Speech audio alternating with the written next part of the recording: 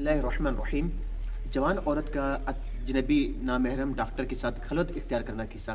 देखिए कि जवान औरत का अजनबी नामहरम डॉक्टर के साथ खलवत इख्तियार करना शरई तौर पर नाजायज़ व हराम है, क्योंकि डॉक्टर के साथ खलवत इख्तियार करने में फ़ितने का बाइस है और औरत को हर उस जगह से बचने का शरीयत में हुक्म है जहाँ पर फ़ितना का जो है मसला है, जहाँ पर फ़ितने का गुमान हो कि ये फ़ितना है या इसके साथ कुछ हो चुका है, ऐसा गुमान पैदा हो, वहाँ से औरत को बचना चाहिए। हाँ, वो औरत जो है डॉक्टर के साथ खलवत यानी अजनबी डॉक्टर के साथ खलवत इख्तियार कर सकती है कि जो 60-70 साल से ऊपर है, क्योंकि उसकी तरफ जो है ना ये फितने का अंदेशा नहीं होता। और वो बच्ची कि जो 9 साल से छोटी है उसका भी जो है डॉक्टर के साथ अजनबी के साथ खलवत इख्तियार करना दुरुस्त है, लेकिन जो जवान औरत है उसका अजनबी डॉक्टर के साथ खलवत इख्तियार करना जो है फितने का बाइस है और शरीयत में ये नाजायज़ व हराम है। तो इसलिए वो ख़वातीन के जो डॉक्टरों के पास जाकर चेकअप वगैरह करवाती हैं और डॉक्टर के रूम में अकेली जाती हैं तो उनको इससे बचना चाहिए। अल्लाह ताला मुझे और आपको इल्म दीन हासिल करने की तौफीक नसीब फरमाए।